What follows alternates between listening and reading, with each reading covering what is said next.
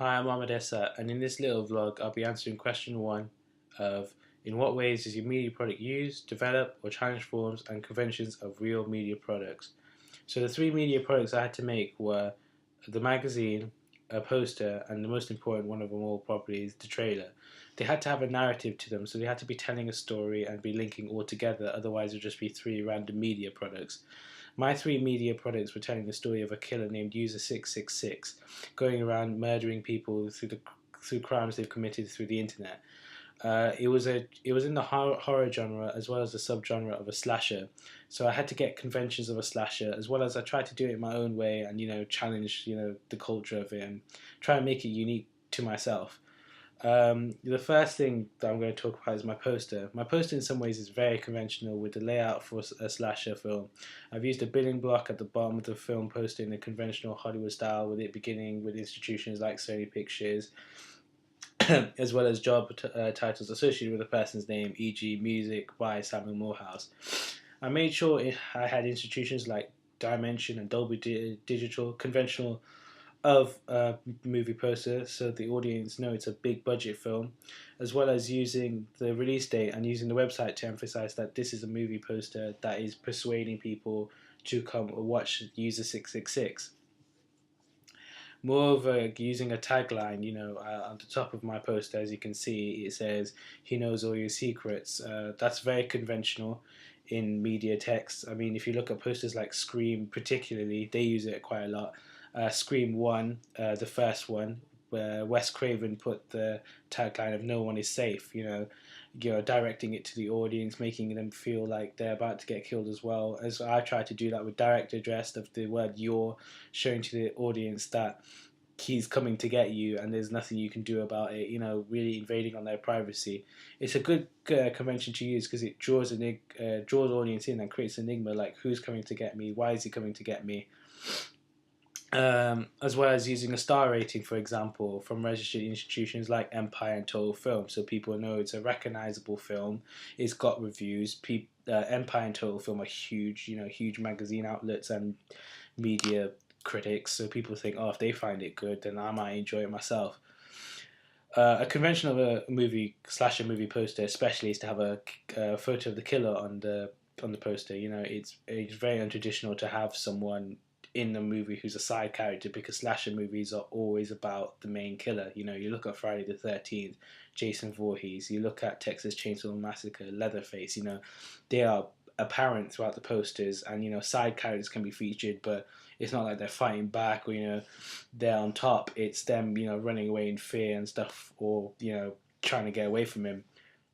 I did this in mine with User 666, a close up of his face and giving direct address to the audience. It's almost with it's the theory of Vladimir Prop. I am glorifying the antagonist, glorifying the killer, giving the audience what they want to see because this film is about a killer. It's not about people trying to stop him as such. It's mostly about User 666. The use of blood is very conventional of a slasher poster film. It's iconography that Friday the 13th, Texas Chainsaw, Scream, Stage Fright. The list goes on and on. They use it because it connotes to the audience that this is a gory film. It's a slasher. You get what it's going to be what you want, and it's going to have a lot of killing to it. Another convention I was used is having a release date of on your poster for your movie because that creates hype around it. It's not necessarily just a slasher convention. It's a convention in all movie posters because that's the reason why people want to see it. It creates hype. On mine, it's got at the bottom 6th of June 2018. This creates hype around the movie. People are looking forward to seeing it. They're like, oh, I can't wait to see it. User 666 is going to be in cinemas then. It creates hype. And, posters are used as an advertising tool to make people want to go see it. I challenge conventions by giving User 666 more of a modern day feel. If you look at the poster, especially around User 666's face, I put coding over it, computer coding. I'm trying to get this feeling across that User 666 is a very much modern day killer. He's not like Jason Voorhees or his other predecessors who are, these 80s icons, just run around in brute strength and with a machete just slaying down teens. There's something different about him. he uses other techniques. You know, he uses the internet. He's more smarter than other killers. And I think having text over his face really conveys that, as well as with the gore of the blood. It combines well to create this hybrid of, yes, he's a slasher killer, but he's something different. He's something more unique in the genre. But you know, my poster, yeah, again, is very generic to the genre. The use of sans serif font, as you can see. I took inspiration from 1996 Scream's poster. I developed their typography, because if you look at their poster, it has an M with like a little dagger. I've copied this, or took inspiration with this, with the R in my poster, to represent the violent theme of my movie. I used a lot of low-key lighting in my poster, representing the violence and darkness that takes place in my slasher, which a lot of slasher posters do, like Texas Chainsaw, Freddy versus Jason, you know, posters like that, because it summarizes what slashers are about. You know, they're not happy-go-lucky films; they're dark in tone and violent, and you know, using a lot of low-key lighting helps portray that to the audience, especially in the poster, because that's almost the fair. Posters are entirely visual. There's no writing element, so they're going to judge the movie on what they visually see. When it comes to my trailer, I would say first of all it's very conventional in some ways due to the casting. You know, if you can tell by my first part of the trailer, I have almost male gaze point of view with a stereotypical Caucasian blonde female. These can be found in your Screams, your Halloweens, you know. In the opening part of the trailer, we see, you know, a blonde female girl on the phone or just doing something stereotypically that teenage girls do before her death. Popcorn? I'm getting ready to watch a video. Really? What? Oh, just some scary movie. You like scary movies? Uh-huh. You never told me your name. Why do you want to know my name? So I want to know who I'm looking at. It's the theory of Carol J. Glover, who says, you know, at the start you have a blonde female and then you have a final girl who tends to be brunette who stops the killer. However, I challenged her theory because I don't have a brunette girl at the end of mine. You know, no one comes around to stop this killer. There's not like in Scream where we see the brunette girl on the phone, you know, talking to the killer saying, what's the point of scary movies? You know, and almost connoting to the audience before they see the film that this girl's going to defeat her. No, I don't have that. I have two detectives in Banks and Morgan who are set up to be the binary opposites of the good, you know, to stop this evil of User 666. You know, but then again, it's very conventional. I mean, in Friday the 13th, they have that with the girls, you know, it starts off like that. But that's where mine differs with the Carol J. Glover theory, where I don't have this final girl with brunette hair. I used a narration over my trailer, which is very common in the slasher genre, because there almost needs to be someone telling the story, because slasher trailers tend to be very fast-paced. It's a lot of killing. You know, it's giving a user gratification of, I've come here to see people get killed. I've seen it. You know, I'm really excited for it. So you need a narration like Friday the 13th do, who like Halloween do, who tend to be older people or more mature people we see, you know, telling the story, telling, okay, this is the reason why he kills, this is why we believe, this is how you gotta stop him, such and such. Answer the phone.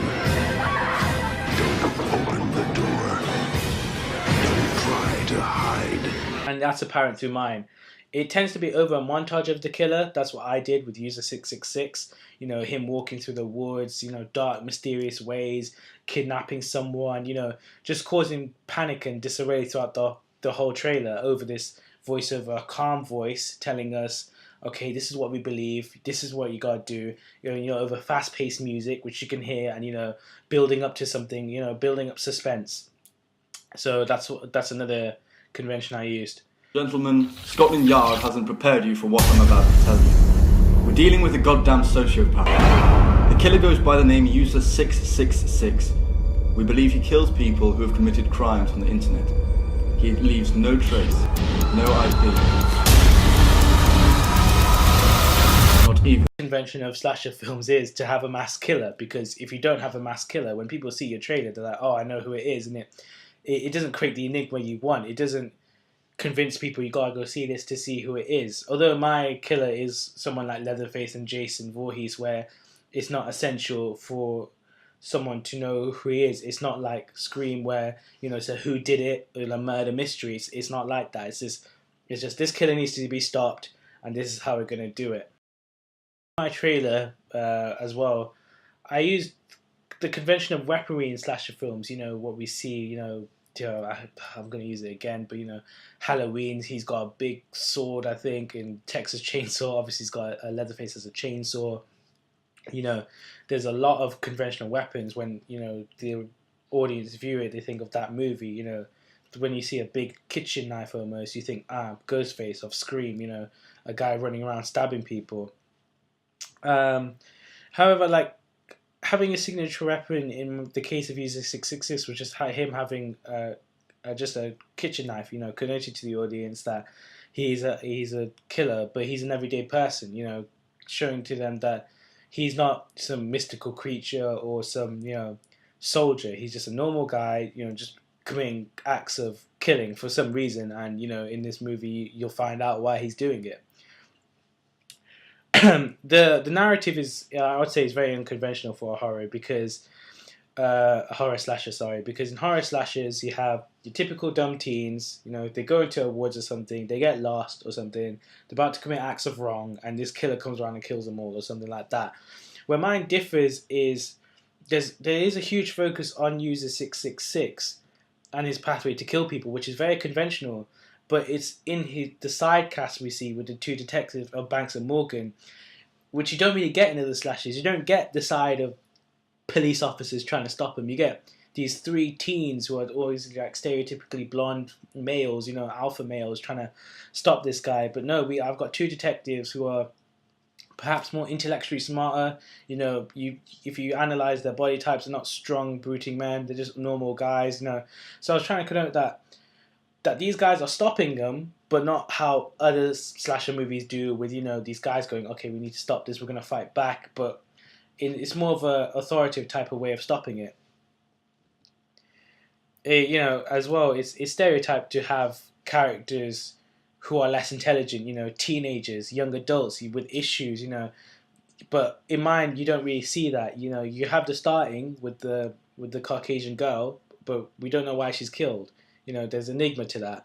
Also, we see the two detectives who appear more smarter, more intelligent, and, are more formal than what we usually see in a horror movie with just teens getting killed and just running away from it. These two guys are actually trying to stop this guy and trying to find him. Speaking of my characters, it really does help my trailer stand out, because I'm breaking Howard Gardner's theory of visual intelligence. This is a really unknown media theory, but it comes from Howard Gardner, of course, who says people watch certain trailers because of the characters, they can relate to them, their intelligent level. So he believes that slasher movies are watched by not like less intelligent people, because the characters themselves aren't that intelligent, and they can feel a bit better about themselves, saying, oh, don't go through there, he's there. They feel like, oh, I knew I wasn't right. They have an entitled meaning. They feel like they're superior to what they're watching. However, mine is different, because having two detectives works well, because it's almost like a crime scene investigation almost, because it's having two characters who are of recognized state, because they're two detectives, who are smarter. And, maybe for narrative's sake, if this was a real movie, they might do some stupid things that go away from Harry Gardner's theory, but in the trailer they seem smart. They're trying to track down the killer. They're not giving in to his demands. They're not being rather stupid, trying to get him. One of them gets captured, in fact, because he's trying to stop him. He's not running away from him. He's directly going against him. It's not this theory of intelligence where Harry Gardner suggests that in slasher movies, dumb people always run away instead of trying to fight the killer face on when they have a chance. Having these unconventional characters as well plays into the other theory I was trying to go for with Levi Stroud's binary opposites. A good clear versus good, a good versus evil. I feel sometimes in slasher movies this can get lost in almost, because there's this huge tunnel vision focus on the killer rather than the people trying to stop him. Having two clear detectives instead of teenager number one, teenager number two, etc. It helps me focus on it helped me a lot around treatment as well as doing the trailer. What shots are needed for the detectives. Although, granted, conventionally, again, User 666 dominates the screen time, there is still a little bit of focus on these two detectives. Not as much as, I wanted to, because it is a slasher. You can't get too enwrapped in side characters. It's the primary character of your killer, glorifying the killer again. But it's still good to have that. It makes it different and unique. Speaking of User 666, when it comes to him being the villain in some ways, he is very conventional. He wears old overalls and a mask like Leatherface and Jason. He looks tired out, he's wary, he fits the slasher role quite well. You can't really mess with that formula. But on the other hand, he challenges conventions as he is somewhat a modernized killer. I talked about this in my poster, and if you look at my trailer, he does it again. He uses 21st century techniques, the use of the internet. It's highlighted in my trailer that he texts the girl he kills in the first scene. Scenes we rarely see. Usually killers just bust open the door, and go for him. He does still do that, but it's very different in the way he does that. He uses technology. He's very smart, I would say, and I tried to highlight that with the use of digital, like bad TV background and stuff like that, showing and highlighting that he is different. He's a killer who uses his mind as well as his weapons. This creates more of an acted audience, as they could be rooting for User 666 perhaps. My trailer, when it comes to shots, there's a lot of conventional shots to it, establishing a shot of the house that in the first scenes we see that in movies like Scream.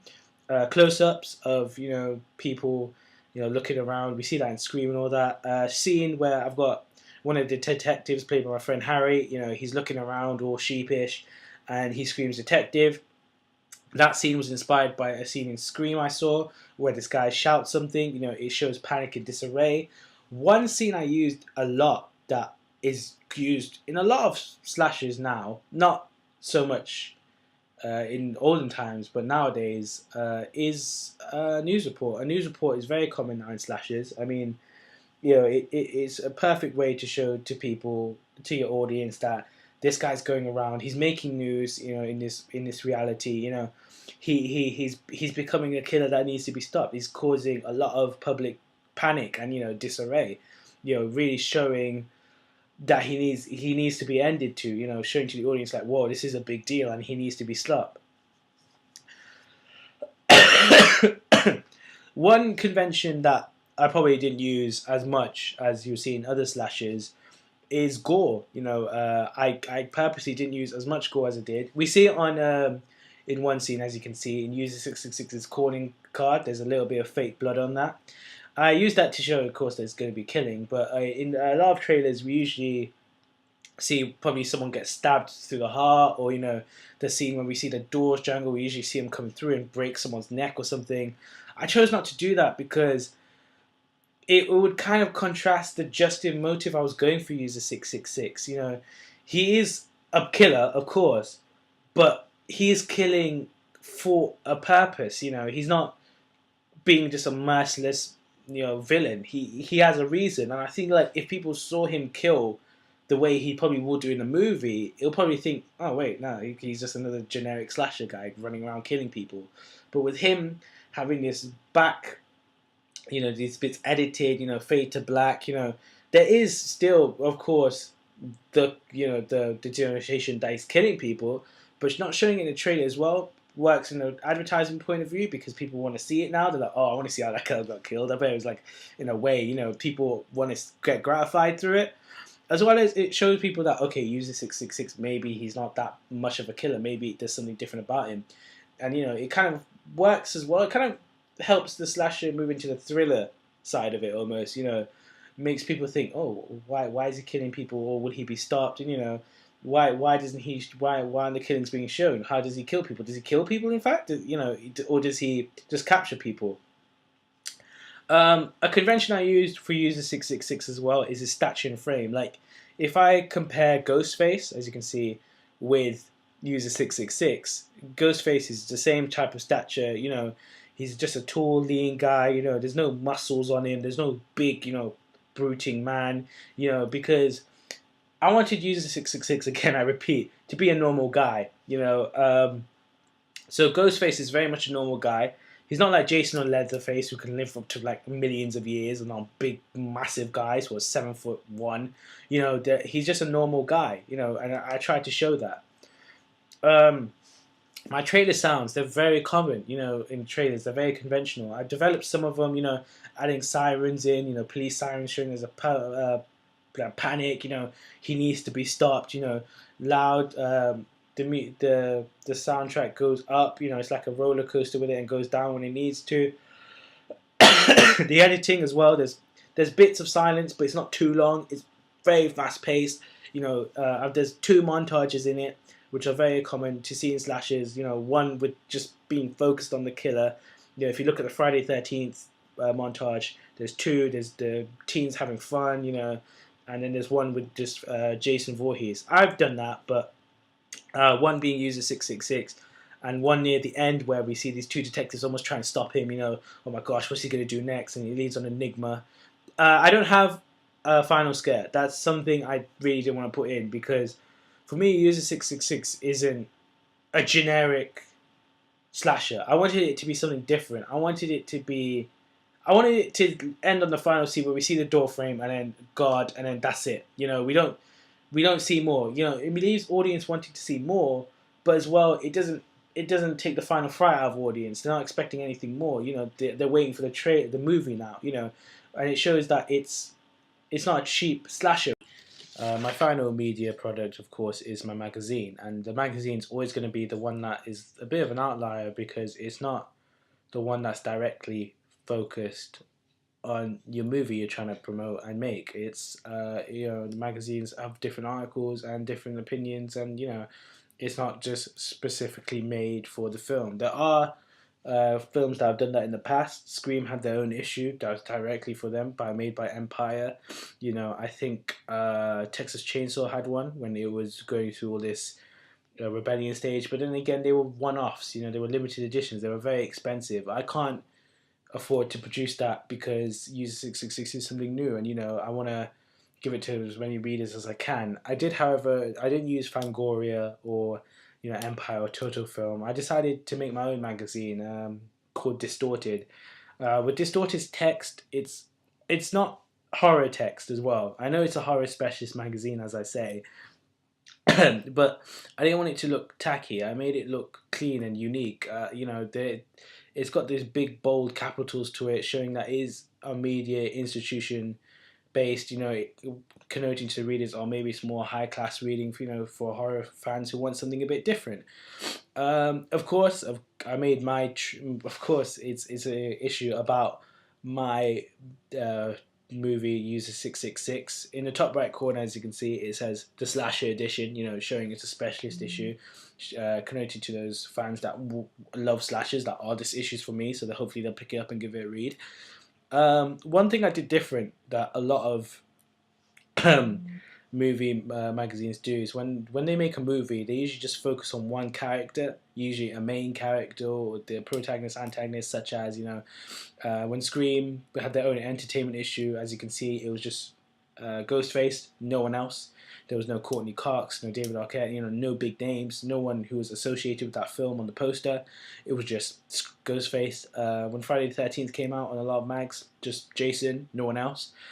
But with mine, I decided to do almost like something very unconventional. I developed it almost. I put 2 people on it, but instead of having, 2 people, back to back or something, or one person, carrying away from the other or chasing the other, I decided to do a half-face thing where we had, as you can see, on one side the detective and the other User 666.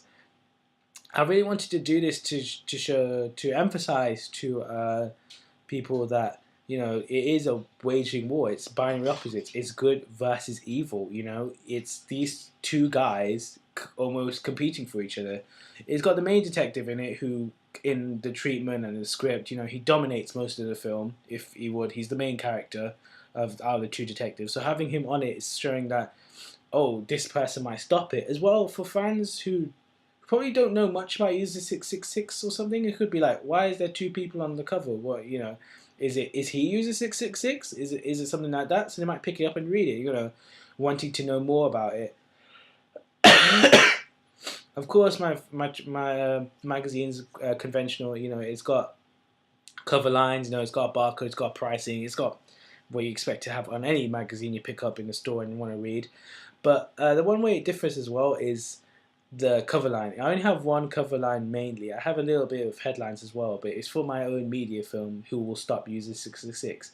As you can see by the font, I use crack code, and you know, it suits the style quite well. But as well as I used it to show, almost connote what the movie's about without people picking it up. I mean, people surely by the name would show, oh, it's internet related or something like that, but using that font probably helped massively, because when I showed it to people, people think, oh, it's about internet. It's like, how do you know that? Is it because of the name User 666? Like, oh no, I know it because, you know, of the font you've chosen. You know, it's quite codish almost, if you use the phrase. And that really helped give the idea off that this movie is something different. It's got its own little style to it, which is great. I used a lot. My magazine has got a lot of conventions. Again, I forgot the convention to mention where I used a black font, you know, a black background. Sorry, black backgrounds are common. You know, you look at Fangoria, you look at all them. You know, they're not going to have bright, happy backgrounds, are they? Because they're horror specialist magazines, so they're gonna look scary. You know, and the background plays a huge part to that. If they're just there, like, oh, look at me in bright colors, then people won't think they're horror magazines. They'll think they're something else. I used a lot of direct address as well. User 666 and Both My Detective are looking directly into the audience eye. Again, this impression of direct address, you know, staring right at the viewer, you know, making a passive audience who's just walking by more active, looking and going, well, I wonder what this is about. I might pick it up and read, you know. What's it really about? You know, is it something more interesting? Is it something that's going to be worth it? Is it going to be a new movie I'm going to like? You know, as well, you need to understand the different types of formats for magazines. You know, it's not one company or one movie per se dominates it. There's a lot of different, you know, films that got to produce, a lot of other things. So, you know, in the bottom left, I've got plus where I talk about other movies, you know, like The Mirror, and as well as others. As well, I've got a picture of another movie, another slasher movie, because it is the slasher edition. So having that really conveys this consistent house style as well as this specialist magazine.